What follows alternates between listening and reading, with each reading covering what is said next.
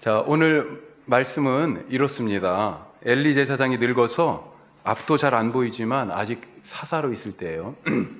사사기의 사사들 이야기가 다 나오고 나서 그 다음에 사울왕, 다윗왕, 왕정과 사사 시대가 이어지는 이 대목에 누가 있어요? 사무엘이 있습니다. 그리고 이 사무엘을 사실은 양육한 사람이 누구예요? 엘리 제사장이에요. 지금 이 엘리, 그래서 엘리도 사무엘도 사실은 사사로 불려지기도 해요. 선지자로도 불려지기도 하지만 엘리가 제사장으로 있는데 나이가 늙어서 눈이 어두워서 잘 보이지도 않고 그런 상황이에요. 그때 있었던 일입니다. 9절 말씀해 보니까 블레셋의 지도자가 지금 이스라엘과 싸우는 블레셋 사람들을 독려하면서 하는 이런 말이 있습니다. 히브리 사람이 너희의 종되었던 것 같이 너희도 그들의 종이 되지 않으려거든 대장부답게 싸우자. 이렇게 막 지금 격려를 하는 거예요. 자, 그러니까 블레셋 사람들이 이스라엘 사람들을 종으로 부렸었다, 그런 얘기잖아요. 이 말이 틀린 말이 아닌 것이 사사 시대를 한번 생각해 보세요. 삼손 같은 경우, 삼손이 등장할 때 그때 시대적 배경이 어떻게 돼 있냐라고 써 있냐면요, 블레셋이 이스라엘을 다스린 지 40년 되었다, 그렇게 돼 있습니다. 엄청난 시간이죠. 40년간 블레셋의 통치 아래에 있었어요. 아니, 그들을 다스려 아예 몰아내는 건 고사하고 다스리는 것도 아니고요, 오히려 통치를 받고 있었다라고 하는 것입니다. 어쩌면 블레셋이 이스라엘보다 힘이 더 강했는지 모르겠습니다. 그렇게 보여져요. 이스라엘이 블레셋과의 경계선이라고 얘기할 수 있는 에벤에셀의 그런 상황에서 지금 진을 치고 있는 것입니다. 자, 1절 말씀에 보니까 에벤에셀에 진을 쳤는데 진을 친 이유가 뭐라고 되어 있냐면 블레셋과 싸우기 위해서다, 그렇게 되어 있어요. 왜 싸우려고 그랬을까요? 그동안 이렇게 핍박받고 있었던 것이 너무 억울해서요? 왜 싸우려고 그랬을까? 이스라엘 사람들에게는 믿음이 있었습니다. 그리고 그 믿음에 바탕한 사명도 있었어요. 어떤 믿음일까요? 하나님께서 이 땅을 우리에게 주시겠다고 조상들에게 약속하셨고, 그리고 그것을 지금 이루시려고 우리를 이집트 종살이 하던 데서 인도하여서 광야를 지나 이 땅에 오게 하셨다. 그리고 지금 이 땅을 하나님께서 우리에게 주셨다라고 하는 그런 믿음이 있는 거죠. 이런 믿음에서 사명이 나왔어요. 어떤 사명이에요? 이 땅을 차지하라는 거예요. 하나님이 주셨고 약속한 땅이니까 그것을 차지할 사명이 이들에게 있습니다.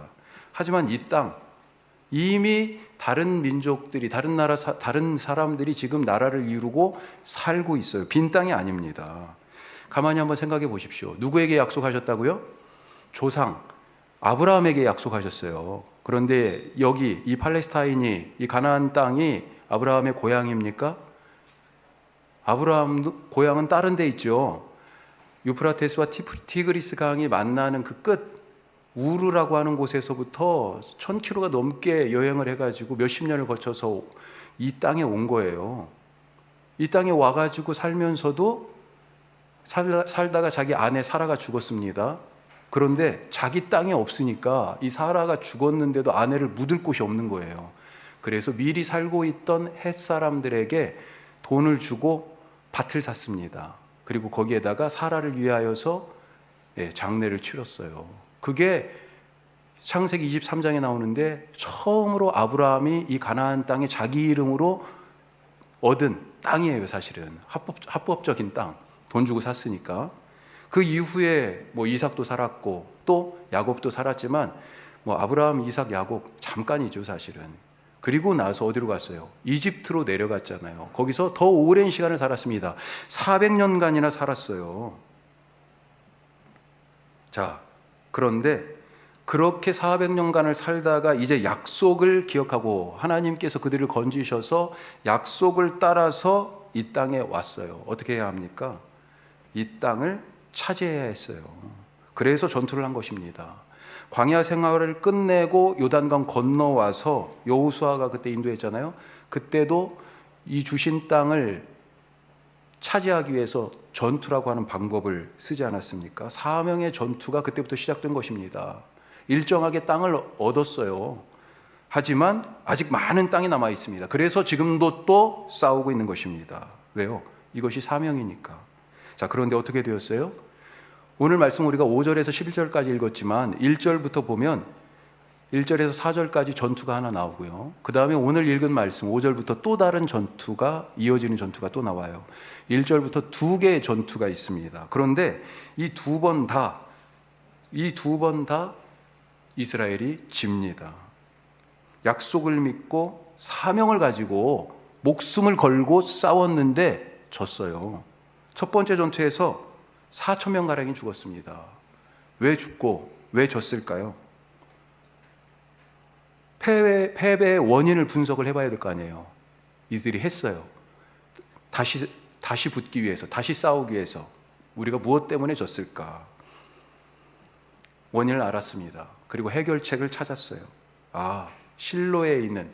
실로에 둔 여호와의 장막, 그리고 그 안에 있는 언약궤, 이 언약궤에 하나님이 임재하신다 말씀하셨는데, 이 하나님의 임재 언약궤를 가져다가 다시 싸우면 이기겠구나, 이런 해결책을 찾은 거죠.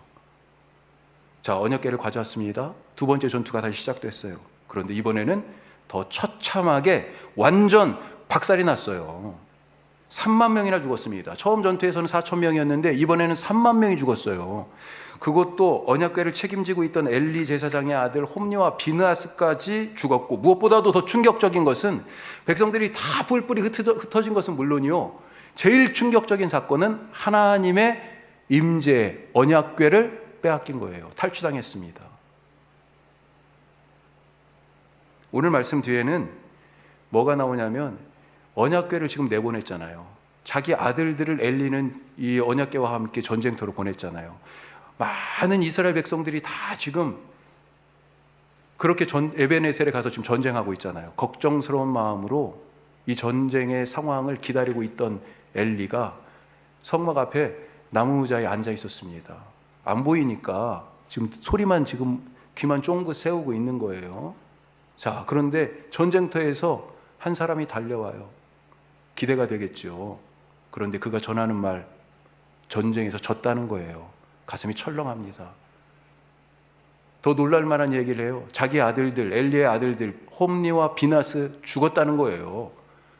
그런데 거기까지가 이게 최악이 아니었어요. 더 충격적인 말을 하는 거죠. 하나님의 언약궤를 빼앗겼다고 하는 거예요.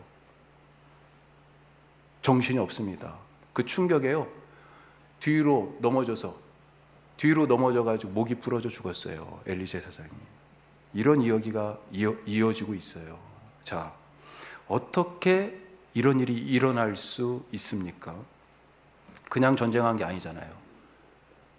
땅을 하나님께서 주시겠다고 약속하신 그것을 믿고 땅을 차지할 사명을 가지고 싸웠습니다. 처음 전투에서 져서 이제는 하나님의 임재 언약궤도 가지고 왔어요. 그런데도 졌어요. 아니, 하나님이 이 전쟁터에 계시는데도 졌어요. 왜 그렇습니까? 이들이 땅을 차지할 수 없었던 이유, 이 전쟁에서 질 수밖에 없었던 이유가 있습니다. 자, 첫째, 같이 읽어봐요. 하나님이 주시는 땅은 하나님의 자녀가 차지합니다. 하나님 주시는 땅은 누가요? 하나님의 자녀를 위한 땅이에요. 오늘 말씀의 이 두 번째 전투에서, 이 두 번의 전투에서 수많은 사람들이 죽었어요. 약속의 땅에 살기 위해 온 사람들입니다.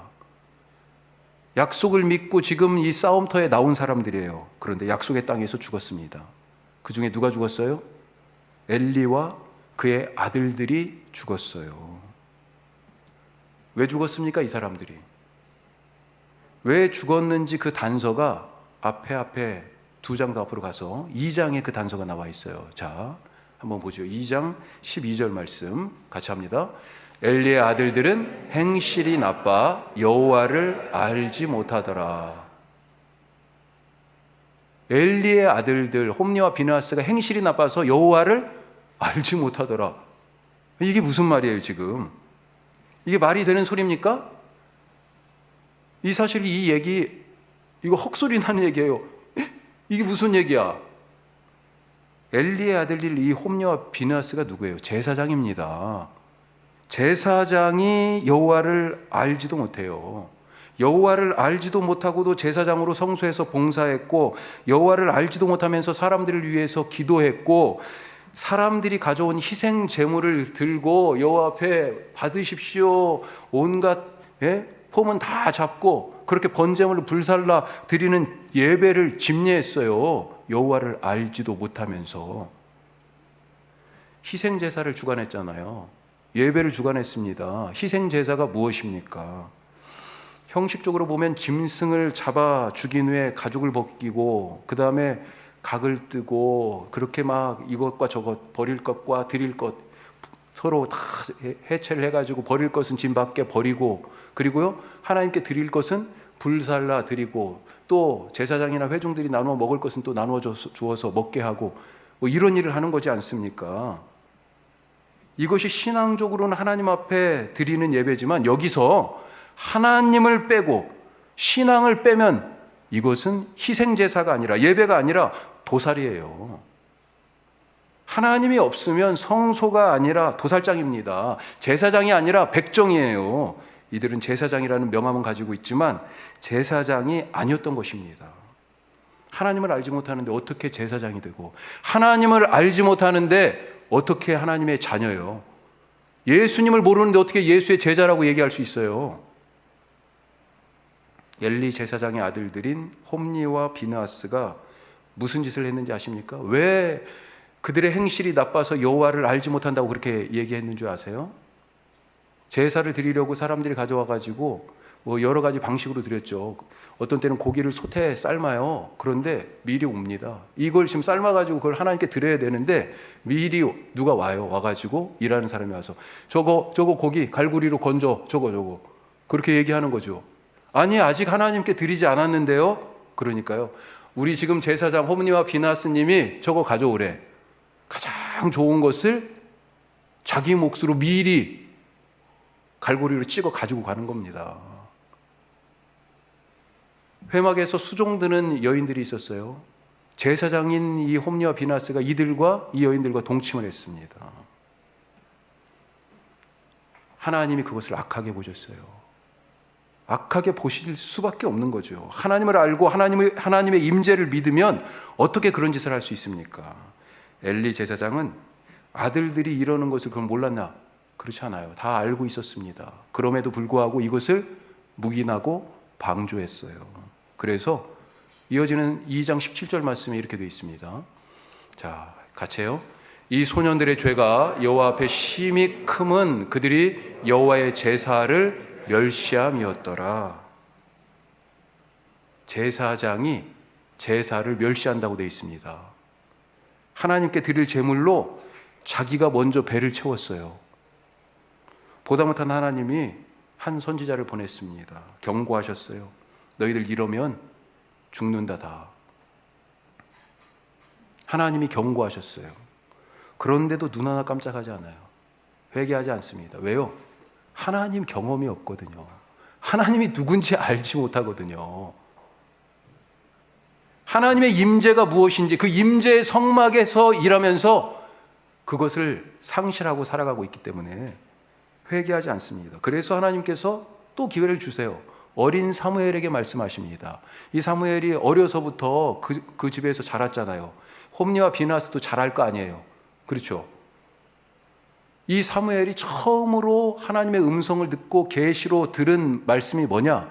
바로 엘리 제사장 이 집안에 대한 심판의 말씀입니다.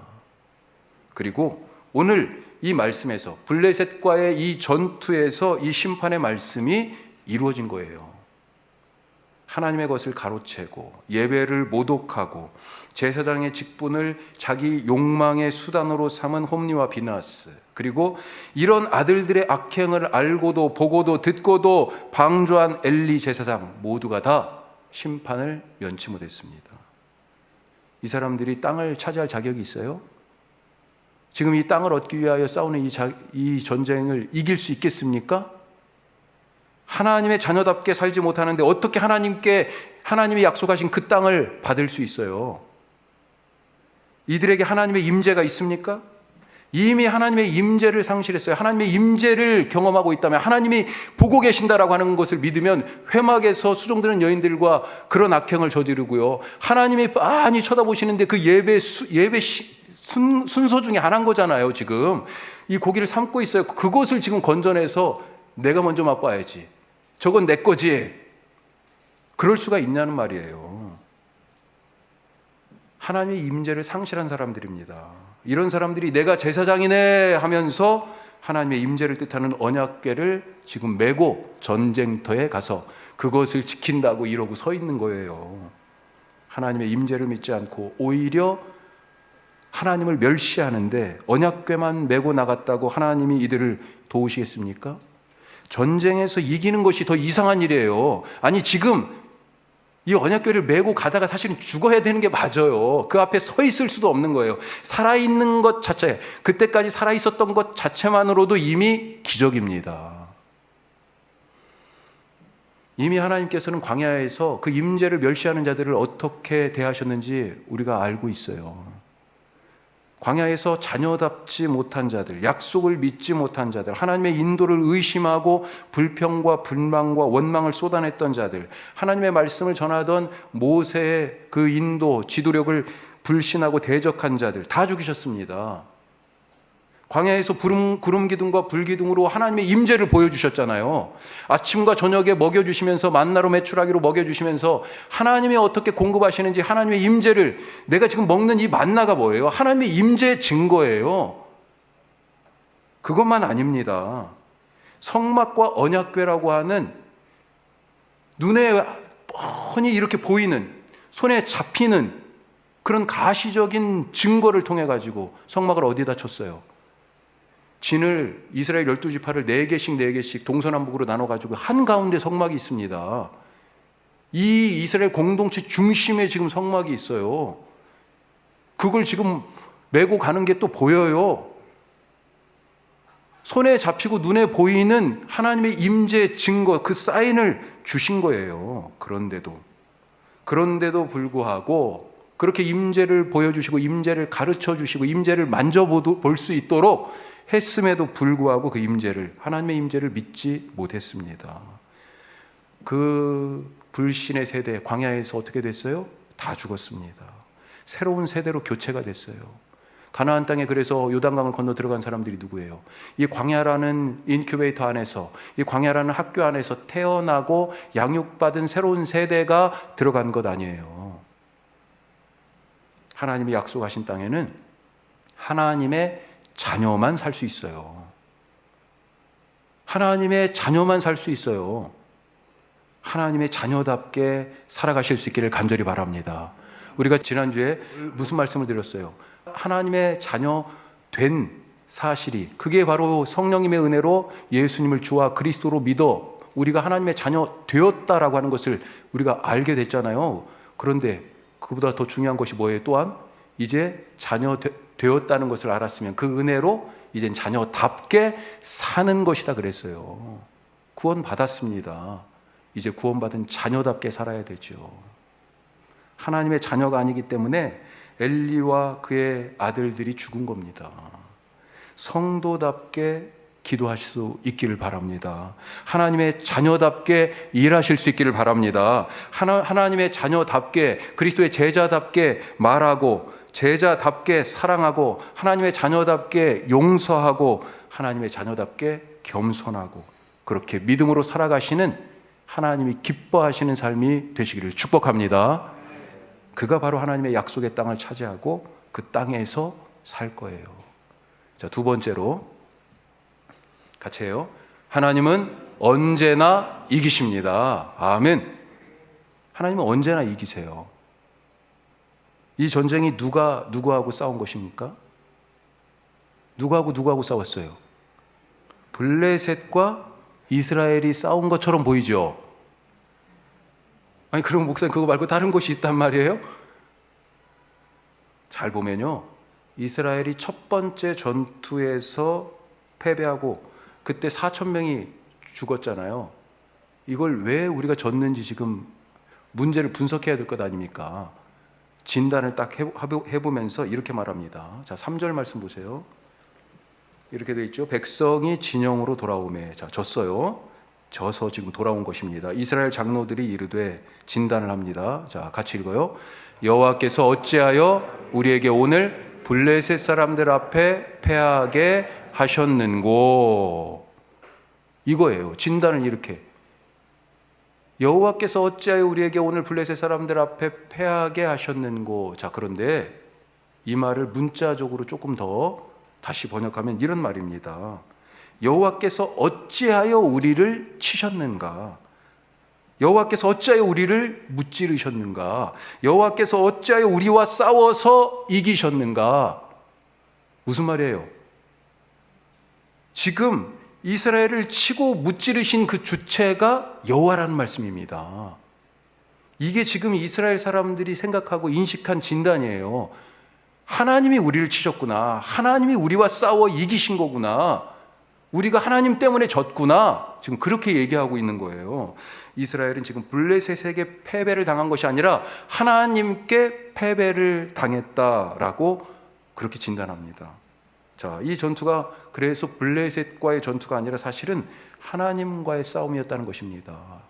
이렇게 진단이 나왔으니까 솔루션을 줘야 될 거 아니에요. 해결책 무엇입니까? 어떤 행동을 해요? 이 뒤에 바로 나옵니다. 3장 이 뒷부분. 자, 같이 읽어요. 여호와의 언약궤를 실로에서 우리에게로 가져다가 우리 중에 있게 하여 그것으로 우리를 우리 원수들의 손에서 구원하게 하자.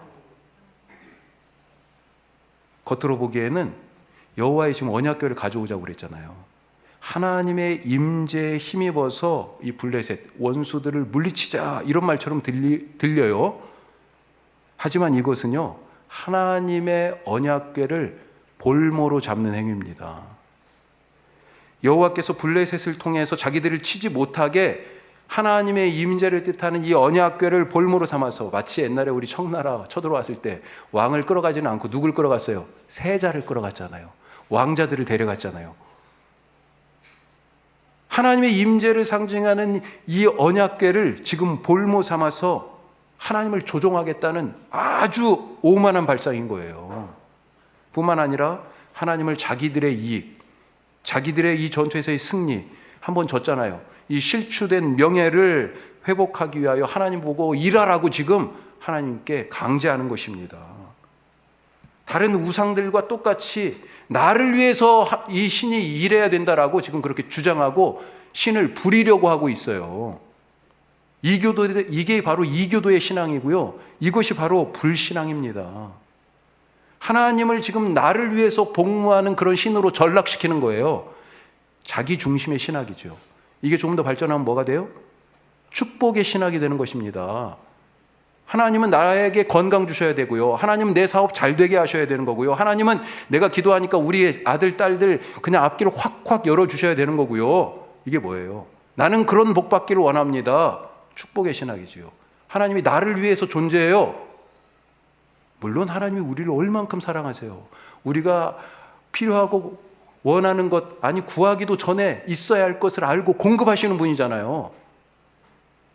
그런데 사람들이 나를 위한 신을 찾다가 그래도 제일 만만한 게, 제일 힘 있어 보이는 게 하나님이라고 하고 지금 하나님을 그렇게 믿는 사람들이 있다는 것입니다. 하나님이 이 전쟁을 통해서 갖고 계신 목적이 있었습니다. 그것은 하나님의 임재를 멸시하는 자들을 심판하는 것이었어요. 이미 그 심판을 선언하셨고, 한 번도 아니고 두 번, 몇 번을 선언하셨습니다. 그리고 기회도 주셨어요. 기다리셨습니다. 돌아오라고, 회개하라고. 그런데도 불구하고 돌아오지 않으니까 이제 그 말씀을, 심판의 말씀을 실행하시는 것입니다. 하지만 이스라엘이요, 그것을 몰라요. 오히려 그것을 가로막고 있습니다. 겉으로는 언약궤를 보면서 야, 하나님이 여기 오셨다 지금 함성을 질렀잖아요. 와, 하나님이 오셨으니, 언약궤가 왔으니 이제 우리가 이길 거야. 이 함성 소리에 하나님이 오셨다라고 하는 믿음이 과연 있는 거예요? 겉으로는 이 언약궤를 보면서 전쟁에 능하신 분, 만군의 여호와 하나님, 이집트의 바로까지 꺾고 광야의 모든 민족과 나라들을 그렇게 다 이기신 그분이 오셨다, 그렇게 막 외치는 것 같았지만 사실은 이것은 거짓 임재였어요. 오히려 하나님을 볼모로 잡는 불신앙이었습니다. 야, 이제 하나님을 여기다 데려다 놨으니까 하나님 우리를 위하여 싸우겠어? 우리와 싸우겠어? 이거예요. 예? 신앙을 가장한 이교도의 행위였던 것입니다. 자, 그런데 이 상황에서 이스라엘 진영에서 와, 하나님이 왔다고 막 소리를 지르니까 블레셋 사람들이 어떻게 했어요? 야, 큰일 났다, 큰일 났어. 오늘 읽은 말씀 그렇게 되어 있잖아요. 이거 그 놀라운 신이, 히브리인들의 신이, 바로도 꺾은 그 신이, 광야의 모든 백성들을 이긴 그 신이 왔구나. 어떻게 해요? 우리도 이제 끝장이라는 거죠. 그래서 이거 어차피 죽기 아니면 까무러치기니까 너희들 져서 그들의 종이 되느니 차라리 대장부답게 싸우다 죽어라. 그렇게 지금 얘기하는 겁니다. 그래서 죽기 살기로 싸우는 거예요. 왜요? 블레셋 사람들은 지금 이스라엘 진영에 하나님이 진짜로 임했다고 믿고 있기 때문에. 하지만 이스라엘 사람들은 하나님이 임했다고 지금 이거 믿는 거예요? 아니라는 거예요. 하나님은 오늘 이 거짓 임재의 신앙과 싸우신 것입니다. 오늘 이 전쟁은 이스라엘이 블레셋과 싸운 것이 아니라 하나님과 싸운 것이에요. 누가 하나님하고 싸워서 이길 수 있습니까? 누가 이겨요? 하나님을. 하나님은 정말로 이 전쟁터에 임하셨습니다. 그리고 싸우셨어요. 누구하고요? 이스라엘하고. 이스라엘은 이 전투에서 완전히 대패해서 흩어졌습니다. 이스라엘은 졌어요. 하지만 하나님은 승리하셨습니다. 이것이 겉으로는 블레셋의 승리처럼 보이지만 사실은 하나님이 승리하신 거예요. 때때로 살면서 내가 진 것 같으니까 하나님도 졌다, 이렇게 착각하기 쉽습니다. 하지만 하나님은 그 누구에게도 지실 수 없고 결코 지지 않는 승리의 하나님이십니다. 진 것은 누구예요? 납니다. 진 것은 우리예요. 진 것은요, 하나님의 임재를 상실한 바로 그 사람입니다. 어쩌면 우리는 자꾸 져야 됩니다. 말씀대로 살지 않으면 져야 되는 게 맞죠. 아니, 말씀대로 살지도 않고 내 마음대로 사는데 승승장구하면 뭐하러 말씀 봅니까? 말씀대로 살지 않으면 지는 게 맞아요.